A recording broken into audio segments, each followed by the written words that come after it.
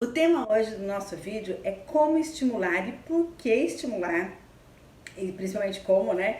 Estimular as crianças pequenas, os bebezinhos, até antes de 2 anos, né?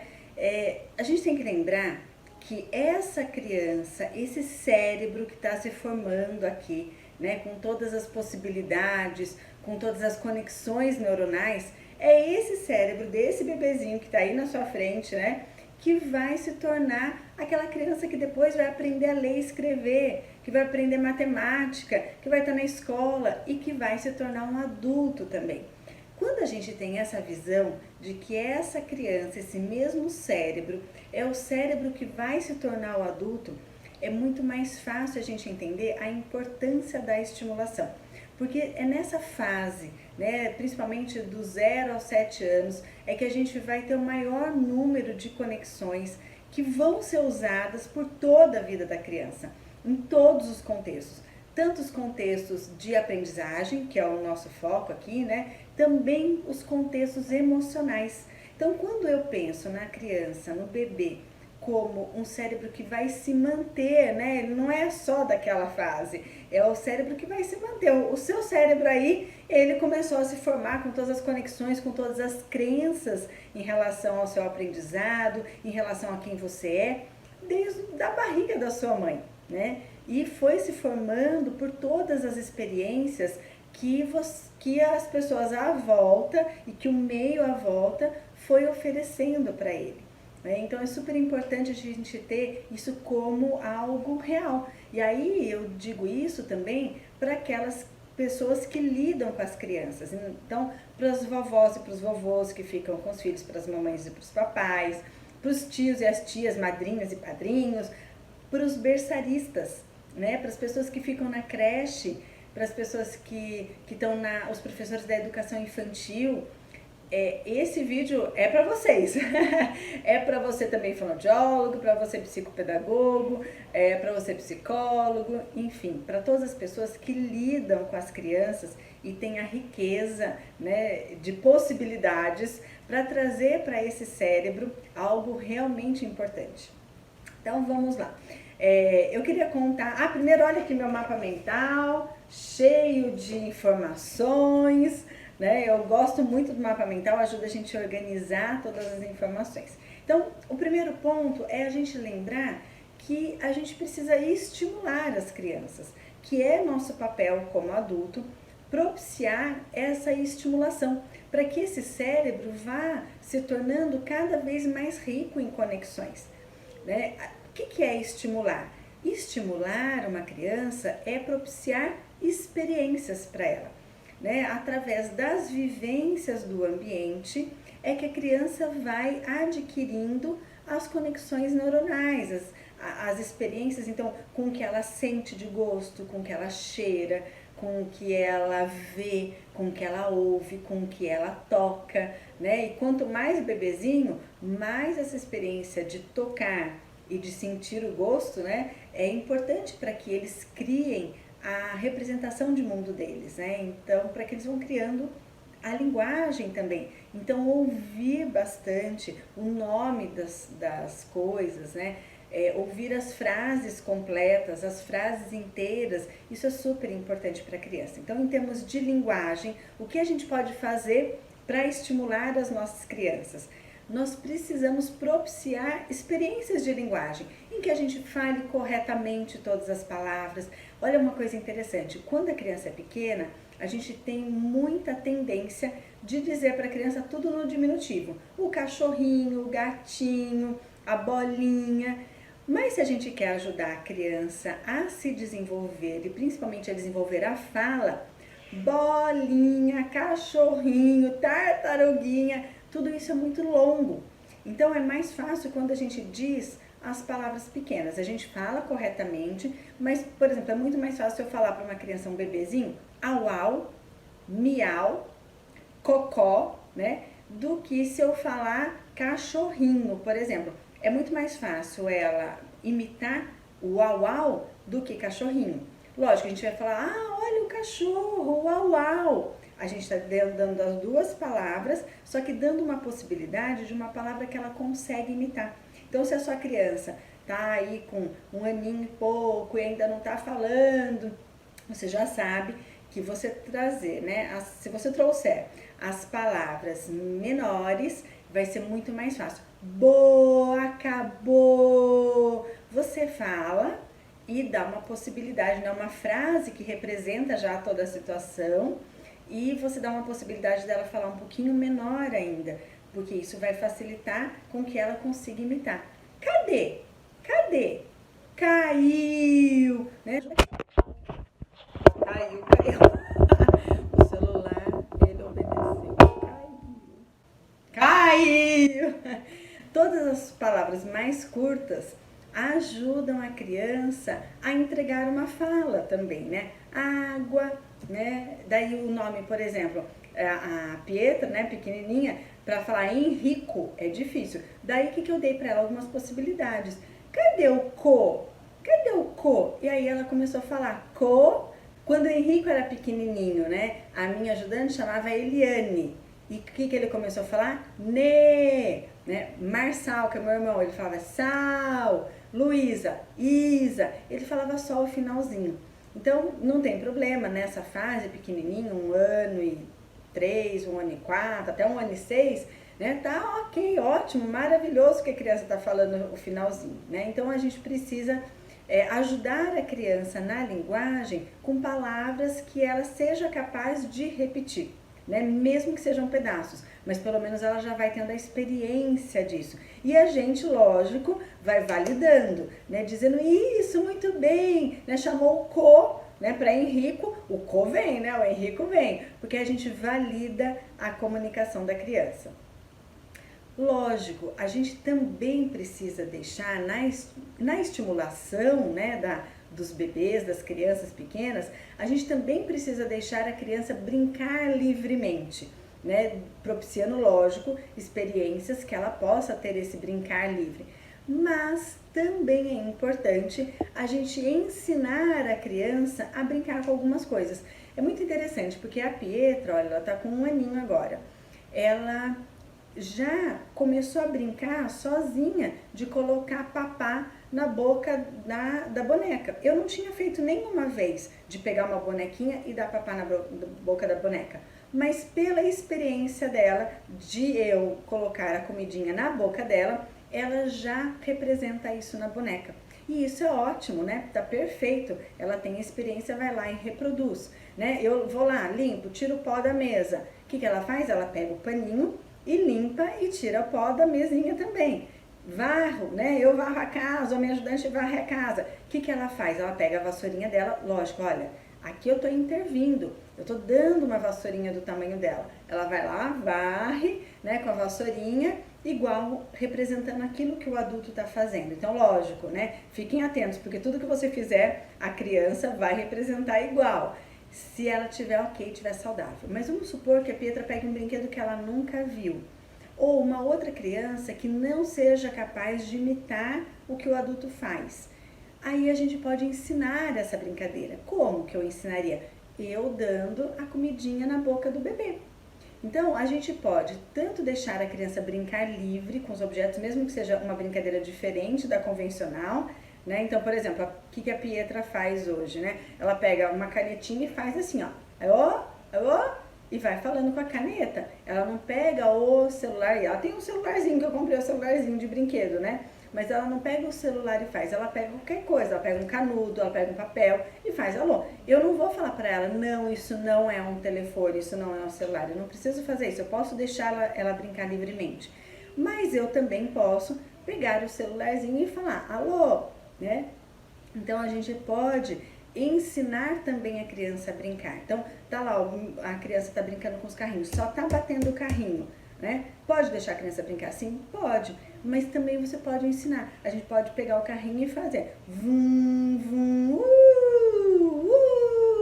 e a gente faz o som e ensina a criança a brincar também com o brinquedo da forma como ele existe. Isso vai ajudar a criança a criar repertório.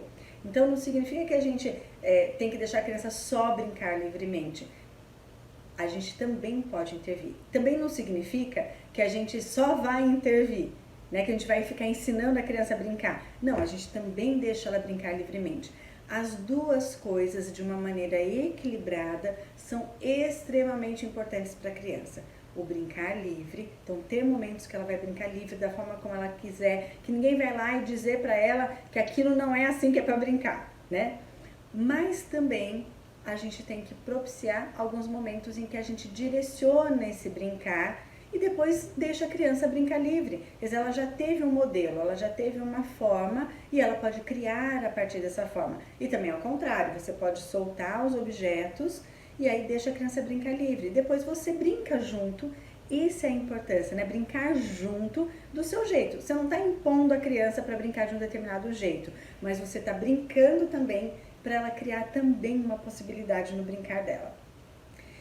Uma outra questão é a gente, como a gente vai dar o feedback para a criança. Então, por exemplo, na questão da fala mesmo, né? A criança falou algo parecido com uma palavra, né? Não precisa ser a palavra certinha, mas parecido com uma palavra. A gente vai e comemora com a criança. Quando é bebezinho, é comemorar mesmo, é assim, ó, muito bem! A criança gosta muito disso. Ou se ela faz uma ação que é na direção que você quer. Por exemplo, a Pietra, esses dias mesmo, ela tem um trenzinho e por enquanto ela só brincava encaixando as coisinhas no trem, apertando o botãozinho, mas ela não subia no trenzinho, é um trenzinho que dá pra ela subir e andar de um lado pro outro. Às vezes eu colocava ela em cima e depois eu tinha que tirar. E aí, esses dias, agora ontem, né, ela foi e começou a subir, colocou uma perninha lá. O que eu fiz na hora que eu vi ela colocando, subindo sozinha? Parabéns, filha! Vou mostrar pro papai. Aí a gente foi lá perto do papai, aí ela subiu de novo, o papai também, parabéns! O que aconteceu? Ela subiu e desceu desse trenzinho muito mais do que 20 vezes, porque 20 vezes foi a hora que a gente resolveu começar a contar. Ela subia, sentava, a gente dava parabéns, ela saía, a gente dava parabéns, porque, né, entrar e sair são duas ações diferentes, então a gente dava parabéns para as duas. E aí, a hora que a gente começou a ver que eram muitas e muitas vezes seguidas, né, aí a gente começou a contar. E todas as vezes a gente bateu palma e fez festa. Porque, primeiro, olha, ela está repetindo a ação, ela está criando no cérebro dela essa conexão neuronal, uma conexão neuronal forte, porque ela está repetindo a ação. Isso é uma das formas como a gente tem de aprender, é a repetição. E ela intuitivamente já faz isso. Então a repetição, ela é uma forma natural do cérebro aprender. Cada vez que a gente dava um feedback positivo, que era bater palma e falar, ei, parabéns, né? Ela entendia que era uma coisa positiva, um caminho que ela tinha que percorrer, que estava tudo certo, que estava tudo bem. O pai e a mãe estavam aprovando.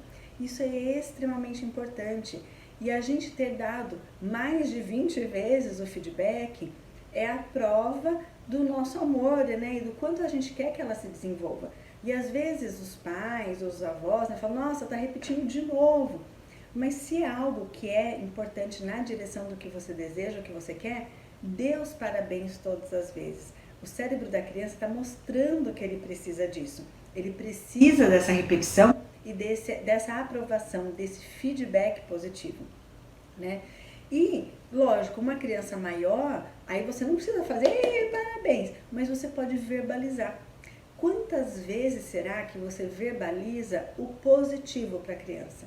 Porque é muito fácil a gente corrigir a criança, né? A gente dizer, não faça isso, não põe a mão aí, não fala desse jeito, não grita, não faz isso, não faz aquilo. Mas e quando a criança faz o correto? Você lembra de dar o feedback positivo? Isso é extremamente importante, porque é aí que você reforça no cérebro dela o caminho mais importante, o caminho que vai motivar, porque a criança quer a aprovação do adulto, né? Isso é natural da criança. Então, se você mostra que você está aprovando aquilo, ela vai se motivar para fazer de novo uma próxima vez. Às vezes a gente não fala, né? Depois de uma certa idade, a gente para de dar os feedbacks positivos e eles são extremamente importantes. Né? Em relação aos feedbacks, você não precisa dizer que, por exemplo, você, por exemplo, é inteligente. Você pode dizer, nossa, que inteligência você demonstrou aqui nessa atividade, parabéns! Porque olha só, A inteligência foi ali naquela atividade. Não significa que ela tem que ser inteligente o tempo todo, porque vai ter momentos que ela não vai conseguir fazer algo, fazer alguma coisa, e que ainda assim ela é inteligente, mesmo não sabendo fazer algo. Se a gente coloca a inteligência como algo que é de todo momento, de todo tempo, a gente também acaba aprisionando a criança naquilo. Né? Porque vamos supor, você fala que a criança é linda o tempo todo, só fala que ela é linda. E algum dia ela participa de um concurso e ela fica em segundo lugar. Aí ela vai falar, nossa, então tudo que falaram pra mim que eu era linda, o que minha mãe falou, o que meu pai falou, não é real. Né? Então, de repente, você pode dizer, nossa, você é muito linda pra mim. Né? Porque isso é o real. E se ela não for linda para outro, tá tudo bem também. Ou se ela, por exemplo, não for inteligente numa determinada situação, ou seja, não conseguir resolver um problema numa determinada situação, ela não vai pensar, nossa, eu não sou inteligente então. Não, olha, nessa situação você aplicou muito bem a sua inteligência, parabéns.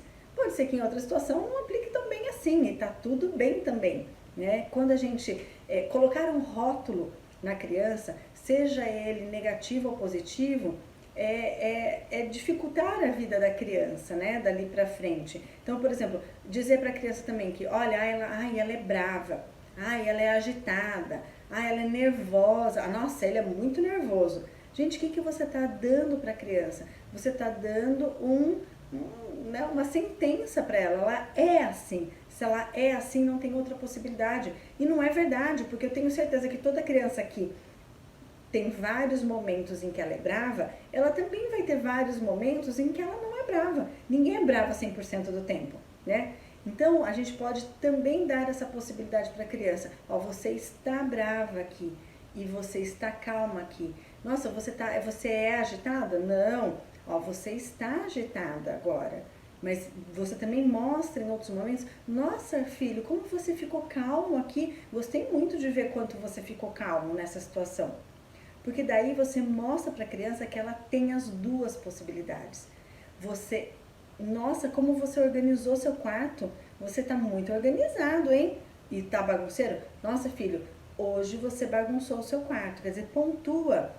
Quando foi, em que situação, que é uma coisa e que é outra. E é importante que todos nós tenhamos essa possibilidade mesmo, de um dia ser bagunçado, outro dia ser organizado, de um dia ser agitado, outro dia ser calmo, um dia ser bravo, outro dia ser tranquilo, porque quanto maior riqueza de comportamento eu tenho, melhor eu vou empregar um comportamento ideal, correto, o melhor, o que vai me trazer mais resultado positivo em cada situação. Porque tem situações que a gente vai ter que ser bravo, não tem que ser calmo o tempo todo, né? E tem situações que a gente, né, mesmo com todo o estresse, a gente tem que manter a calmaria interna, né? Então a gente tem que ter todas as possibilidades, e quando a gente mostra isso para a criança que ela tem todas as possibilidades e não que ela é alguma coisa específica, amplia muito as potencialidades dessa criança, né? Bom, o que mais? Outra coisa importantíssima, o uso do não. A gente fala bastante que para você orientar uma criança, né, para você conduzir uma criança, que é importante a gente evitar a palavra não. Mas olha só, tem gente que está confundindo completamente essa informação. Então, por exemplo, em qual contexto que a palavra não pode ser substituída? Por exemplo, é muito mais difícil eu falar para a criança, não corra. Porque a hora que eu falo não corra, o que o cérebro dela tem que pensar? Primeiro em correr, né? Para depois pensar em não correr. Então ela se imagina lá correndo. E aí ela tem que se brecar para não correr. Ou não come esse doce. O que a criança vai se imaginar fazendo? Comendo doce. E depois ela tem que se segurar. Então, nesses contextos, o que é melhor a gente fazer? A gente já dizer a comanda que a gente quer. Por exemplo, em vez de não corra, a gente vai dizer o quê? Ande devagar. Ao invés de dizer não como doce, a gente pode dizer assim, vamos guardar esse doce e a gente come depois do almoço? Então, a gente vai dando já as opções do que a criança tem que fazer, ao invés do que a criança não tem que fazer. Por exemplo, a criança está pondo o pezinho em cima da mesa. É muito mais rápido a gente dizer, não põe o pé em cima da mesa, né? Mas a gente pode dizer, olha, vamos deixar o pezinho embaixo da mesa? Ó, todo mundo está com o pé embaixo da mesa. Onde tem que ficar o pé? Embaixo da mesa, né? Mas não significa que a gente não deva usar o não. Claro que a gente deve usar e ensinar a criança a dizer o não. Ensinar a criança o que é o não. Por exemplo, a criança foi com o dedo na tomada. O que a gente tem que fazer? Não, não pode. Ó, não. Tem que ensinar a criança o não, sim. Por quê? O não, ele é importante para a vida da criança, para a segurança da criança. E é importante também que a criança possa dizer, você quer esse suco? E a criança possa dizer não. Se você não dá o parâmetro do não, ela não vai ter como aprender o que significa o não. Então, o não, ele é extremamente importante. Mamãe, posso fazer tal coisa? Não, né? A gente pode dizer não para a criança. Aliás, a gente deve dizer não para a criança, para a segurança dela, para a educação da criança. A gente vai dizer muitos nãos na vida. É que em algumas situações é melhor a gente dizer o que a criança tem que fazer, ao invés do que ela não tem que fazer. Se você tiver a opção nesse momento, você vai optar sempre em dizer o que a criança deve fazer. Ou então você diz, olha, não pode gritar aqui, mas você pode gritar lá em casa no chuveiro. Você dá uma opção para ela onde aquele comportamento pode ser aceito. Mas vocês perceberam que eu falei, olha, não pode gritar aqui. Mas eu já dou a opção, ou de onde o comportamento pode ser feito, olha, pode ir lá no chuveiro, ou eu falo, aqui tem que falar baixinho. Eu falo não e já dou a ação do que eu quero que ela faça logo em seguida. Por exemplo, tá chutando, né, o lixo do shopping. Por exemplo, aconteceu já isso comigo com o Henrico, né? Ele pequenininho, né, começou a aprender a chutar, chutava o lixo do shopping. Filho, olha, aqui não pode chutar. O que pode chutar? A bola. Então, ó, quando a gente chegar em casa, a gente vai chutar a bola. Bola pode chutar? Pode. E o lixo do shopping? Não. Tá vendo? Eu disse que não, né? Usar o não, ele é saudável, desde que a gente dê para a criança as opções do sim. Porque se a gente só diz não, ela vai ficar sem ação. E agora, o que eu posso fazer? Eu não entendi o que eu posso fazer. Quando você dá a opção, ou de um outro contexto que ela pode usar aquilo, ou então de outra coisa que ela pode fazer nesse contexto, aliás, quando a gente dá as duas coisas é mais rico ainda, aí ótimo, use o não. Uma outra questão fundamental na estimulação das crianças é a repetição.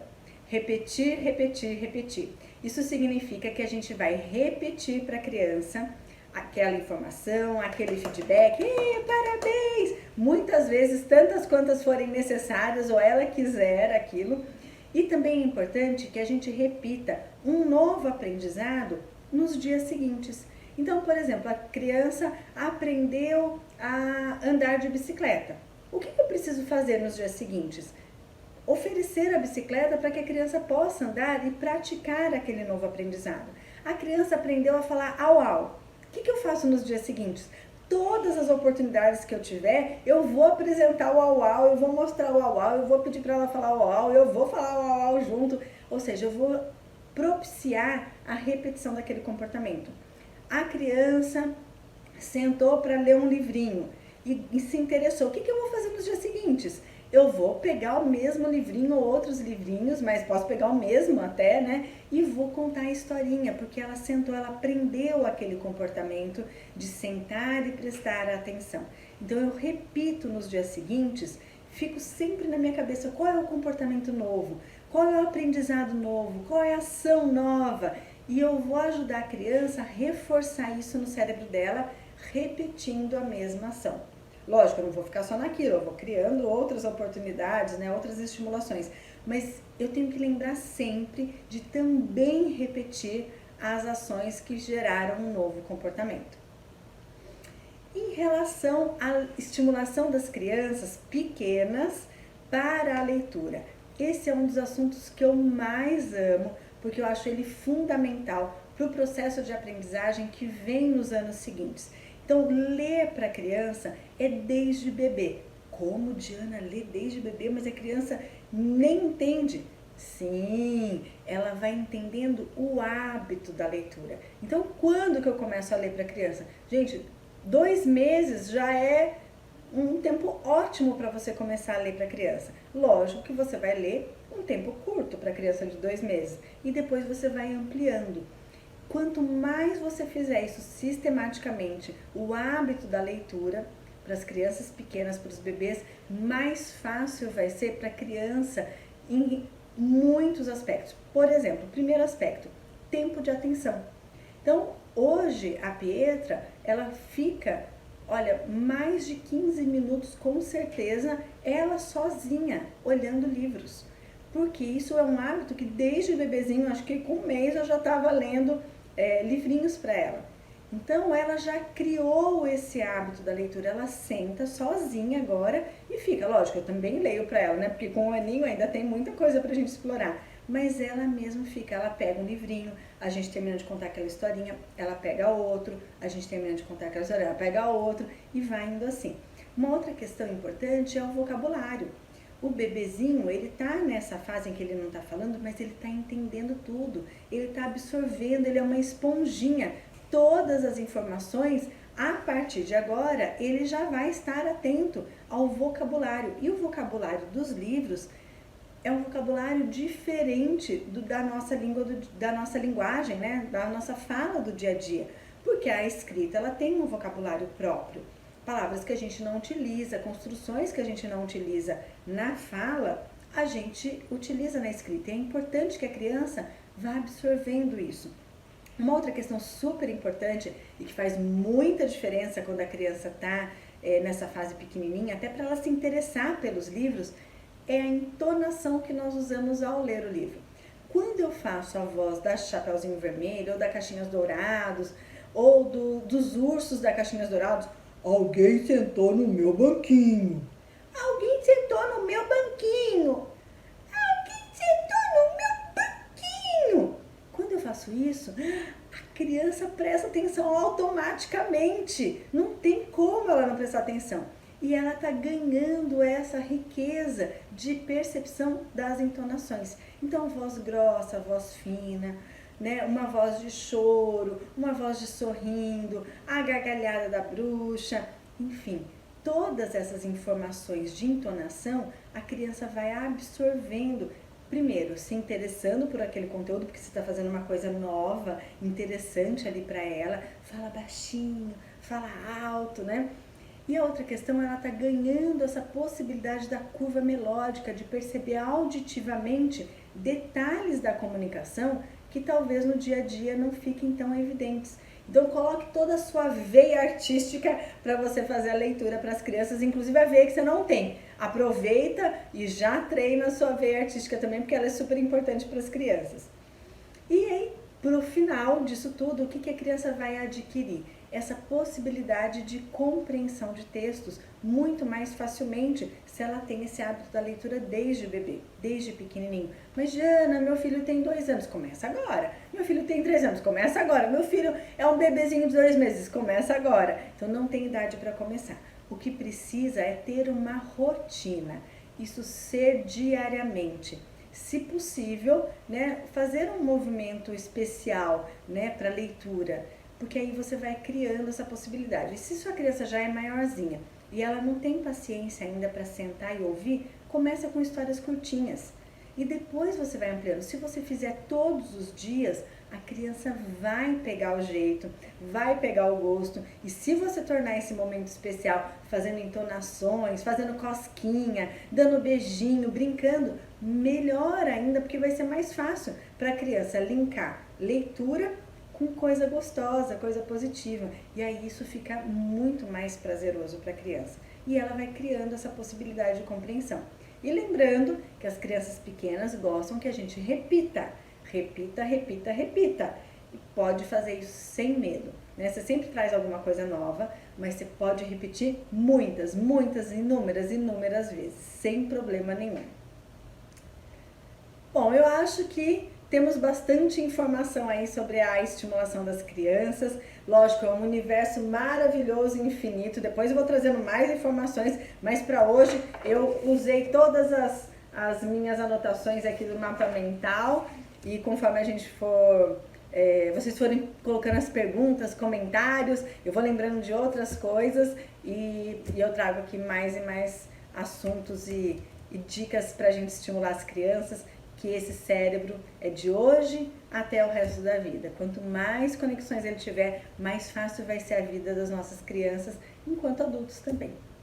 Até mais!